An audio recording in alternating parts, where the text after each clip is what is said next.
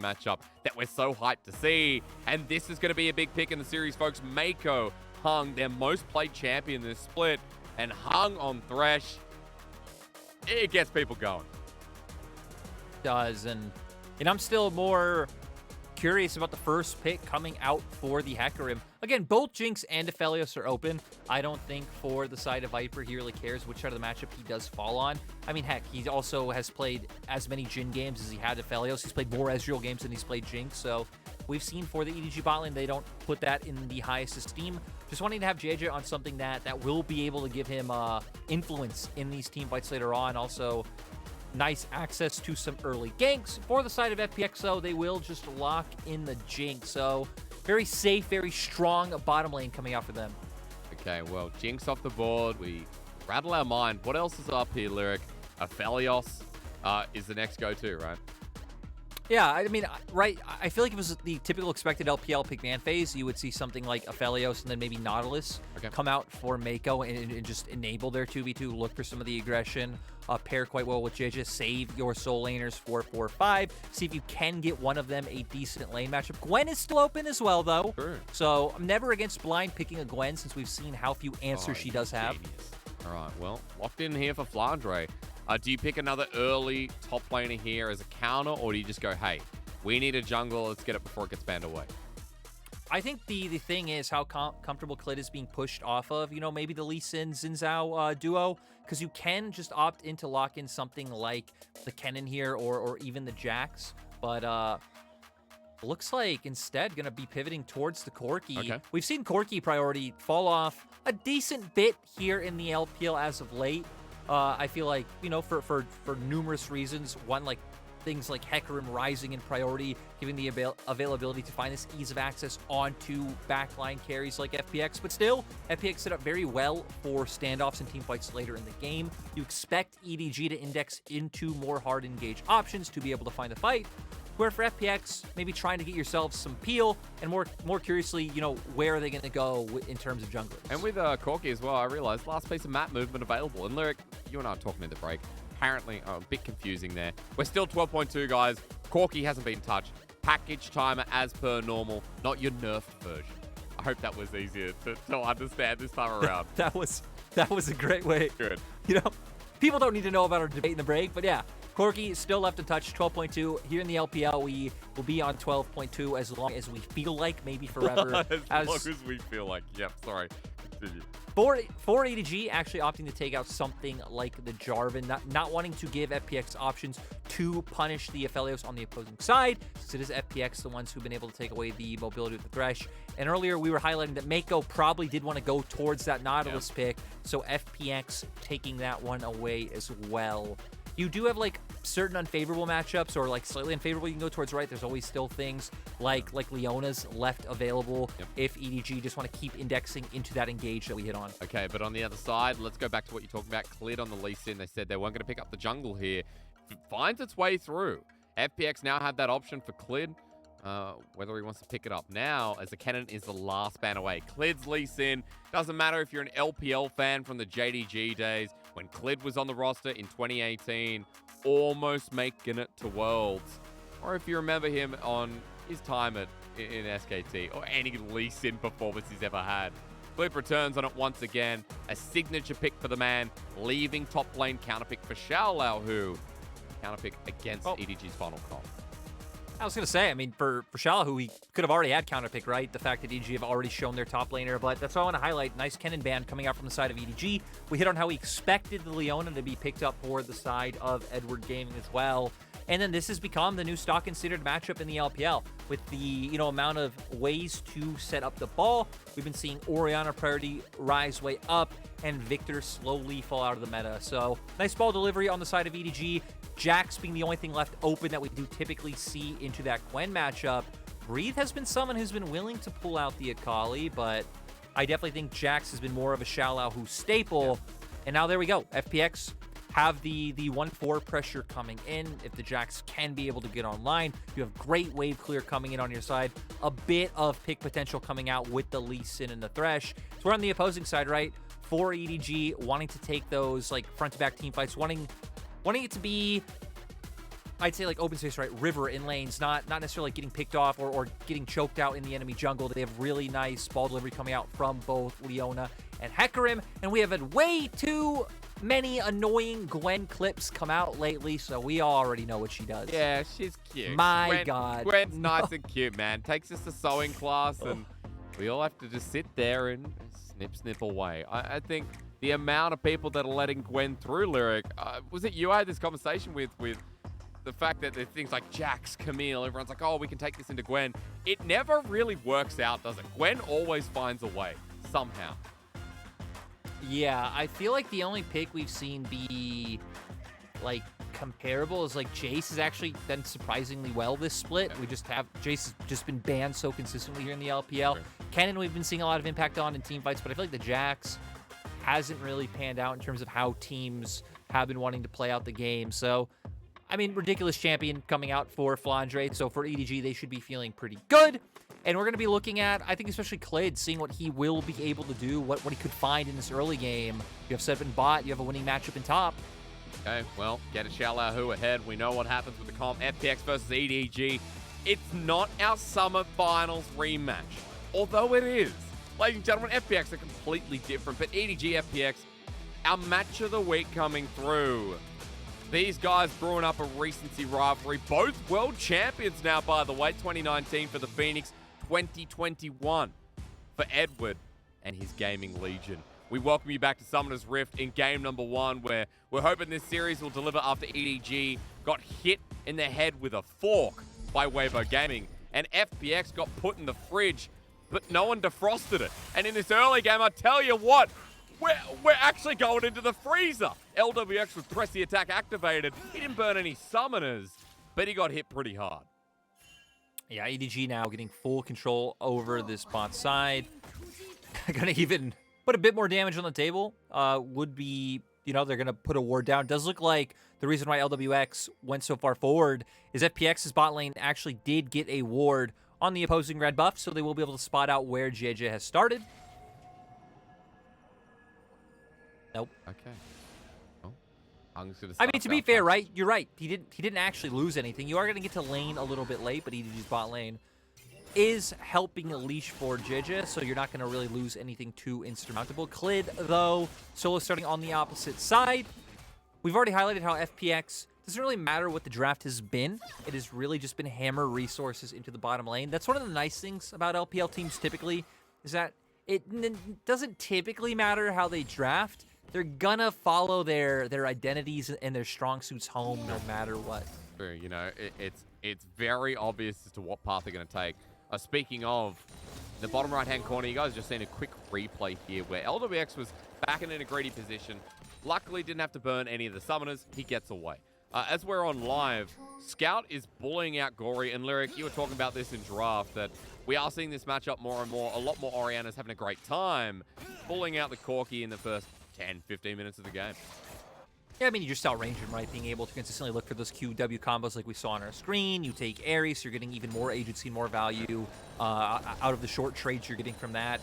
If he ever does get in range of you to go for an E, we even got to see it there. He has his own shield available, so really having all the tools necessary to deal with the Corki in this mid lane. I was going to ask you, but I'm going to pause on that because Scout might be in trouble.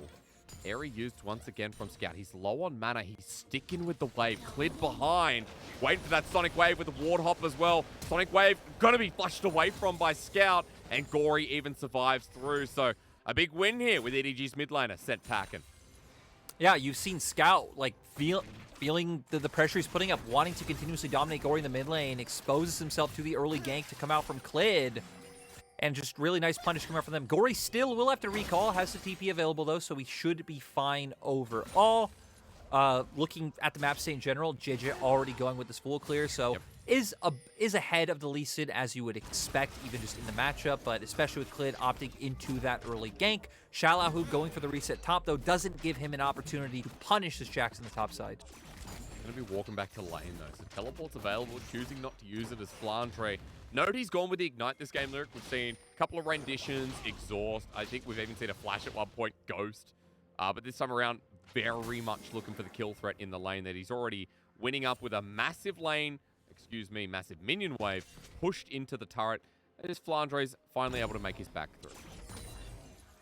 EDG's bot lane, though, looking for a bit of aggression. Sadly, not able to land from Mako. Both junglers are on this bottom side. FPX are the ones who do have more vision down, so if JJ starts to make his way over... Actually, they do have a control ward, so would not be spotted out if JJ wanted to come posture around and look for anything.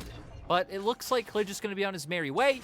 In the first 5 minutes of the game, going surprisingly smooth. Like, Hung still hasn't flashed. Oh my god. It's a sin at this point, isn't it? Hung always flashes forward. He flashes. You wrote a love letter about it. I did. It was beautiful. And it was to my mother. And she doesn't even watch League of Legends, but now she understands exactly how I feel about Hung. If anyone missed out on that, I guess you could say content at its finest, question mark. It is. It brings me back to the days of the bed, which, you know, we won't highlight here because we're not going to promote other content. Well, but the bed, it is amazing content piece. Thank you. You know, I do try it. You know, I drive to YouTube, I guess. No, you brought it up. You brought it up. It's been a shameless self-promotion. I'm going to bring up now Klid making his way around. Yeah, is JJ going to get caught out? All right, well, on a ward here, JJ going to dodge away from the Sonic Wave. Setting up the W bit of healing as JJ hits level 5. Look at this guy rampaging around. Quick couple of helicopter spins. JJ forcing away. And he's got a CS lead here, Lyric. That's what we'd like to see out of the world champion jungler. It also just goes with what he's been doing all game, right? Full clear his jungler, now making his way into enemy territory. Looks like some pings coming out around mid, though. Gory is incredibly low. No ult, though, but Shallow, who's going to be here as well. Leap strike over to the ward. Scout's level 6. But as Gory runs away, he's low on mana. JJ coming back in. Helicopter of a different kind this time. A two-man counter-strike is Klid. Not level 6 himself, but the shockwave brings them back. Will it be enough as Klid? Is it melee range? Shallow, who jumping in again, flashes in. Needs one more. Scout on the run as well. JJ survives for now, but low mana bar onto Scout. Klid returns in Sonic Wave, but Mako saving the play. The EDG support won't keep his mid laner alive, but at least gives JJ the other kill. Mako, you absolute legend. It's great to see from him. It's also so disheartening for the side of FPX being so clever. Showing Klid through mid, just like he's tracking down towards bot side, bringing over Shallow, who at the same time, like you're hitting on, Mako completely turning the play on its head. And now for EDG being the ones with pressure. We're going to see how it panned out, right? Shallow, who pathing down on top after he pushed in the wave. Sadly, the E from JJ not really able to get any agency. Shallow, who's still being able to come into the enemy team. They are able to get a bit of damage off with Scout's ultimate. But as you see on your minimap, EDG's bot lane did go for a reset. Yeah. Mako is able to get here first. Shallow and Klid, though, are already committed, so they do follow up for the kill. We do see that they are able to get Scout, but 1 for 2 in the end. More fighting! EDG's bottom lane in trouble. Ignite going down. It looks like Klid got into the lane first, and LWX picks up a kill because of it. So, Lyric, we come back to gold. Now more even than when we left it. Wait, but this is what I love to see, right? We come straight into the match. Hung's flash is down. Klid is bot lane. That's the FPX we know and love. Shallow has no flash. No, he doesn't, but he has a leap strike and the ulti available. Counter-strike to go in. JJ running in as well. Onslaught of Shadow sends him right back into the needlework. And a knockback as well. Holding on for dear life. Flandre drops to the dirt. And the world champions are ramping this one up. And let's remember that this play comes as a byproduct of a few things from the roam that Shallow made down towards the mid lane. Roams down towards the mid lane, commits his flash. The reason why he doesn't have flash up right now. The other thing is it allowed Flandre to push the wave into turret because we saw the setup of that play was the bounce back up in top side going towards Flandre's side of the lane. So Shallow being in a position where JJ is able to gank. The byproducts of cause and effect. Well, gold swings back. Look at the gold lead just jump up. 1,000 and then some in change. 8 minutes and Klid just sneaking past. He wants to go towards mid, but Mako's waiting for him again. Support diff stepping out. I don't know if you want to say that as Shockwave comes through. Klid's going to die in front of the Herald, and JJ can go right back on top of it. I mean, it was sneaky, right? Went over the wall with the ward, tries to make it around, but Mako had already made his way down. And as we see, Hung never even started to rotate over. FPX's bot lane trying to commit to the bottom side. So a bit of a miscalculation coming out from Klid is going to lend itself to an uncontested Herald over to the side of EDG. And even EDG's bot lane not really losing out on anything as we see now. They get back to lane, they're going to be able to pick up this wave, and their bot lanes will be about even in CS. And it's interesting because even though we saw the 2v2 with Hung and LWX more towards the condition we talked about, Thelma Louise on FPX's side. Chewbacca and Han Solo, Viper and Mako. You got to guess which one is which. Lyric, we haven't seen so much of the focus coming through bar that one gank. There's been a lot of focus around mid, and Mako's been leaving the lane a lot. Second time that he's been there before someone like Hung, and it's making all the difference in the world to EDG's early gold lead. And I feel like we've seen it come out as a byproduct of like Scout versus Gory, right? Because like, sure, this is a winning matchup. We've seen this matchup go both ways. We've seen some players mess it up and actually the Corki come out ahead. We have seen a lot of domination from the Orianna, and it's leaving Scout pushed out. It's leaving him vulnerable. So FPX trying to punish the aggression coming out from him. And it's nice that after the early gank that Clid put into mid, that EDG adapted and started bringing Mako, started bringing JJ up around this mid lane. But FPX now going to transition to this early Dragon. JJ, though, looking for another opportunity up on top side. Shalahu, very smart to realize, hey, my team's going for Dragon. I don't know where enemy is. I need to back off. But an ultimate used onto LWX and a cleanse as a response. So Mako not caring about the Dragon, wants to burn that summoner, does so as the wave crashes back into them. And while Dragon's going on, it's the Herald mentioned going towards the top side, and first turret blood for Flandre. Very real possibility while FPX try quick to trade. And this is honestly the most attention I feel like Flandre's been getting all split long from his jungler. Gets a gank, gets the Herald, even Scout making his way up here as well. I mean, it looks like they should be able to get 2 turrets off this, right? We don't see Gory making his way over, Clid on the opposite side of the map. Yeah, EDG are chilling. They are. There's going to be a massive gold trade in a turret going down at 10 minutes, 45 seconds. Scout and JJ share the gold while Viper getting the wave clear. And FPX have no wave to play with. The turret stays standing for now, slowing the game down, giving EDG 3,000 in the bank. And we have seen FPX's bottom lane still like whittling down this turret and getting all the plating gold, so they're getting a bit back, but still not a worthwhile trade now. Gonna try and commit to a play bot. The problem with this is you're waiting for after EDG's play is already finished, the recalls have already come out, so JJ of course will be able to start pathing down towards this bottom side of the rift, just in case any shenanigans do break out. Heck, all of EDG on the bottom side of the map with where the wave is up in top side. Curious to see if Shalahu will try to freeze this and, get a bit of gold under his belt. Yeah. It will force Flandre to like a really awkward position of having to play on the bot side of the map, looking for plays, trying to force off FPX's bot lane, but still, it could blow up the game for EDG if it goes well. If not, Shalahu's just going to get a free way of, getting some gold under his belt and scaling into the game. Because remember, we still got plating up, so when you talk about blowing up the game, I can see why. I mean, Flandre's zoning, Clid has to come on in. Gory stuck in the mid lane for now as 160 gold goes directly to Flandre. There's a hook that will come out, but remember, W exists. After the Hallowing Mist is looked away from Gory and Scout battling it out once more. Jeja on the wing. This Hecarim has Ghost. Chilling Smite on Sword of Shadows. Has Turbo Chem Tank as well. We've already seen how much damage that has done this season ever since the change to the item has come out with, the initial burst of that damage after you get the charges. Yep. They're going to be able to find any plays around mid, though. We see Flandre, putting some pressure down on bot side while the wave was up towards that inhibitor turret. Now going to make his way back up towards top. And, you're already hitting on Mythics coming out. We're finally starting to see Mythics come out for the side of FPX as well. Kraken Slayer now picked up for LWX. He really has the big beneficiary this game, just being left alone with that bottom lane turret. You can see only left on one plate for the side of EDG's bottom lane. Done a good job, and you got to get some gold somewhere for FPX. So I like that you point out the core focus went into this series, guys. We're going to be talking a lot about the 2v2 in the bottom lane, a lot about these players and their influence in the game.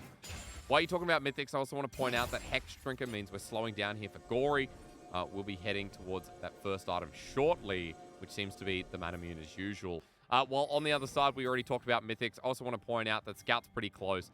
Flandre pretty close after getting a lot of gold inherited to it in the turret and the gold plating earlier down in the bottom lane too. So Lyric, for now, while we're talking about these items, we just go back to farming until the next Dragon, next Herald, which coincidentally will be spawning within 10 seconds of each other. Yeah, it does look like EDG want to try and punish a mistake. You can see Jade has been hovering up towards the top side. I think he was waiting for Shalahu to show first, and when he didn't, started hovering around mid to see if they can find something. In the end, though, the resets will just come off.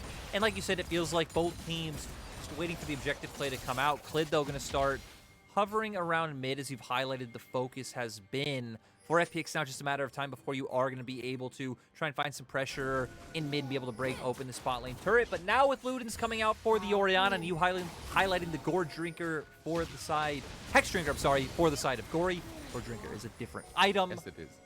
Potentially get a team fight, which I would say EDG are squarely favored in terms of item advantage. Already have pressure through mid. You can see they're already making their way down towards spot to push that one out. Can get some nice vision control for this dragon. Just looking at TP advantage, if there is one that exists here, but Flandre's just came off of cooldown, so that unleashed teleport, that'll be there quite shortly as Mako gets hooked on in the zap as well. Sonic Wave connects a half HP Leona, who is just about to eclipse out. Ignite was put down by Hung as well, and Goring now with the package as he moves on in. Scout's level 11 with his Shockwave, though, worth mentioning, as EDG have moved away from River for the time being, Lyric. Vision given back over to FPX, so we're playing the old Russell Tussle game of Vision until someone finally makes a move. Yeah, EDG trying to get their wave sorted right, trying to enter the wave in bot, both waves pushed into mid. Package really going to be the thing we have to keep our eye on for the side of FPX. For EDG, I feel like it's a lot if JJ, I'm sorry, can be able to get onto that back line with the onslaught of shadows. Oh, teams posturing, waiting for it. Oh, yeah. Look at Clint. Yeah, I am. Where is he? EDG are in front of Dragon. There's 5 members, though.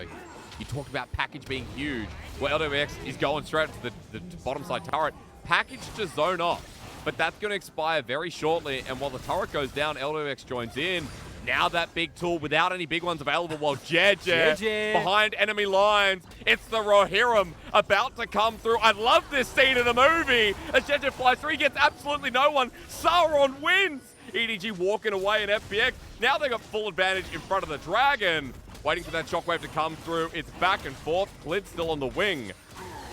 Nothing's happening yet, Lyric. Clid's going to be on a ward, and back we go. We do the dance. And remember, in these extended standoffs, I mean, Corki and Jinx having a range advantage over the opposition at this point, so you can see EDG not wanting to go for the extended standoff and say, hey, fine, you could have the second dragon. We're going to trade for gold in the mid lane. Okay, well, turret's just going to drop down. So, yeah, two dragons, though, for FPX, and it's an Ocean Soul. So you have to start thinking FPX are behind 3,000 gold at the 16-minute mark. But Lyric, we already talked about the Jack scaling, how he's going to play in the side lane. We know we see Corki, Jinx. It's still not done and dusted. They've still got the Dragon win condition to play towards. EG might have had a stronger early game, but it feels like FPX have got a lot of those opportunities you talked about in draft still available. Oh yeah, FPX have been able to hold on, right? They didn't really get blown up too much. Sure, they did lose 2 turrets top very early on, but FPX have been able to hold on. The fact that they're sitting on 2 dragons means maybe they'll be able to put some pressure on EDG if they can secure that next one. And they have the package, so they'll be able to sync up Gory's timings with it quite nicely. Okay, solo play comes through. Just dodge away. Easily done. So, nice little dark passage there from Hung. And as LWS escapes once again using his cleanse off a cooldown, Mako liking to take it with a solar flare. You know, Sterix, yesterday, I had a 62 kill game. We had the re-debut of Uzi. That was big. We had backdoors and throws. Here we are with 6 kills. Sonic Wave comes through, and you're right, only 6 kills. Not my LPL. Hung with a great hook again. The flay, the fox, the Sonic Wave again after he flashes away. Clid not willing to take it with Viper holding Gravitum. So only 6 kills, Lyric. You're right. Why is our match of the week so slow? Well, byproduct of what champions we are seeing, though, looks like EDG might be able to find this one. Shala, who does have Flash, but you have a tremendous amount of CC with JJ on this Hecarim, but no, not going to opt into the play into the end. You do have the Rift Herald up, and you've already gotten the other outer turrets down, the only inner turret. You've also gotten 1 inner turret top, so I feel like bot lane is the obvious focus for the side of Edward Gaming. Yeah, it is. Again, items already picked up. Second ones we'll be talking about very shortly. In fact, with the second for LWX, ignore me. Teleport's going to come through. EDG, pure brute forcing this one. Herald makes number 4. As Geraldina comes through, Lyric looking for the inner turret charge while the 80 carries sit mid. Wonder how far EDG are going to try and take this one. I mean, for EDG, right, they're losing a turret top, so going to try and get a lot of value out of this one. If they can get 2 turrets like they did the last time, would be greatly worth for them in extending their gold lead. And Xiao who just backs away. So EDG with 2 turrets yet again. Big gold injection. And almost 5,000 gold ahead once more. Gory going to be trading that up in the top side, so it is turrets for turrets. 6 kills remain the same. And, you know, it's nothing like yesterday. Very jealous you got to cast Uzi yesterday, by the way, because now no one has to ask where Uzi is anymore. They just ask how. How is Uzi? No. Now is when people start asking, where's Doggo? The real question. But, you know, about to hit that 20-minute mark. Baron about to be on the map, so... with Dragon still about a minute and a half away, some wards coming down towards the top side from Mako, getting some nice control wards down, trying to deny some vision, but FPX's normal wards are in pretty solid spots, so we'll at least be able to maintain some. I like FPX, so getting Shalahu pushing in the bottom lane, getting some vision down towards that bottom side, because you know for them, their priority is going to be getting the Ocean Soul right now, sitting on 2 dragons. One more would put a ton of pressure under the side of EDG, but hey, EDG have been trading for gold this whole time. They're in a pretty good position in terms of items, especially when you look at Scout compared to Gory. Oh yeah, that's a Seraph's Embrace. Fully completed there, so 2-item Orianna. And we'll have a 2-item Aphelios for Viper soon as well. That Collector shortly going to be completed. I was talking in that small almost fight that ended up just being a turret push. LWX has a rapid fire cannon and a pickaxe, so CS difference, the early kill coming through, that is making a bit of a difference for the FPX 80 carry. Again, the person to watch that we talked about, despite FPX being down in gold, it feels like LWX is going to have massive impact in the fight. As we all know Jinxes do. Jinx is not new. We know what the meta is. We know what 80 carries do in this field. Nothing surprising, Lyric. And in 35 seconds, we kind of get to answer the question in how much LWX will do, with Gory now picking up package as well. I feel like a lot of this hinges on JJ, right? If JJ can find a more impactful ultimate in the last fight, then I mean, that's how EDG can take it. If not, if we get to a point where you aren't able to find the engage, FPX will come out ahead. It was very hard for them to try to come from multiple angles last time because FPX had control of bot lane, and they can just send Shalahu to get this control once again. Yeah, hovering around the wall though. Hung going to be taking a ward here, but remember, Scout's damage going to be something to look for as well. Clid the only one to take the blast cone over. Gory's package in hand. Another thing to watch. Ward's getting dropped down by EDG. Clid wants that flanking angle once again, and there's no deep ward from EDG this time around. That spotted him out last time. JJ walking in by himself as the Sonic Wave connects, but Dragon, this will be number 3 for the Phoenix. As Gory last time lined the river. And for FPX, I mean, I think they're playing this one correctly. Doing it again. Just kind of putting out the poke. A little bit short Shalahu's this still time. waiting on the flank. Hung with a great hook, though, into the chopper. Super Mega Death Rocket on top of Flandre. Trying to buy their time as Viper gets a decent ulti himself, but EDG now walking in pretty confidently. Clid trying to take this one down with Shalahu over the wall. Health bars blinking a bit from EDG, but Jeja going in for the steal, doesn't find it. A 2-man shockwave enough, though, to take the start of the fight. Edward giving him a double kill to Mako. Somehow that happens, Lyric, but the goal still given over for the cost of the soul point. And now for the side of EDG, they can just go for this Baron. Looks like FPX want to respond by pushing down on that bot side. They do have a wave because Shalahu did push that one out right before the Dragon comes through. I mean, I feel like for the side of EDG, right, they just get so much agency coming out from this Baron. Nice by FPX to respond and find some gold back. They should be able to steal away Krugs and get a little bit more gold under their belt. Now the question is, what can EDG do with this Baron? FPX is on soul point. Going to be getting a solid amount of value out from that Ocean Soul if they can pick it up. So EDG now, 2 minutes, 56 seconds. What can you guys do? Going to be a big Baron play because, again, soul point after that. Lyric replay time as EDG try to steal this one out from under the nose of Clid. Yeah, we see EDG just getting punished by the amount of poke coming out from them.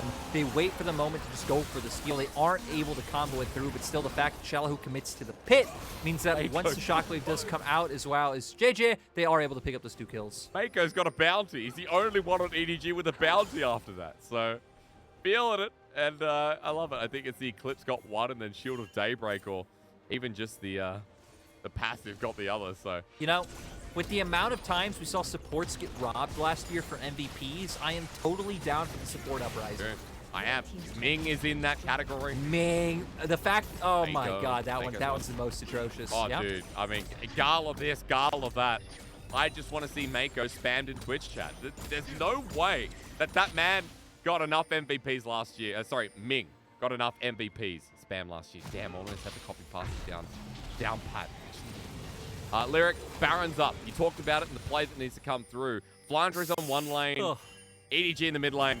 top side is being wait, matched. Shallow. And they're going to make the TP play. This will be huge for FPX. A teleport to get on out. Hung needs the hook, but spotted out just in time. Hung stops it over the wall, and the whole of FPX here to hit him with Glory. Glory survives, and that stops the Baron in its track. And it's gotten to such an annoying point in the game for the side of EDG, right? Like, you just got the Baron, but you're up against Corky Jinx. They have a tremendous amount of wave clear. We saw, like, okay, they pushed their waves in, but they aren't able to get anything done. Then you have Shallow at a point where he is pressuring in this side lane, so was able to get the push in that top side. TP's in there, able to pick up the kill. So EDG, it's going to be really hard to find anything without being in a situation where you bring FPX out of their base to find a team fight. But we've seen in every potential team fight, FPX's poke is just giving them so much of a win, but we're going to get the replay here. Flandre pushing out, trying to get the teleport off. Hung, though, lands the hook, and yeah, that's all she wrote. Yep. Goodbye, Flandre. The fact that Gory almost died, kind of hilarious, but 5 members stand strong. Baron again stopped with EDG running it on 4 members for the next 30 seconds. Baron power play at 1200. Soul point already acquired. The Soul itself in 1:45. FPX haven't been feeling like, or at least showing us, that they're down 5,000 gold lyric. This has felt like a pretty close game. And it's getting worse and worse with LWX picking up items now with the Infinity Edge. Gory starting to pick up some of his core items as well, with the Ludens now completed. Even the side lane we talked about with Xiaolahu, he's got the Blade of the Ruined King, so 2-item jacks. That is going to be a bit of a menace once this Baron goes down. Ooh, look at top, though. Is it going to be a 1v1? Teleport being committed by EDG. Nowhere near the Dragon's teleport play. Can he get snipped to death before it? No! Gory gets out, if only, with about 100 HP. Yeah, Gory gets out. Nice as well. I mean, gets away pushed out. Dragon's going to come up in a minute. You don't go down, so we'll at least be able to, make do with this one.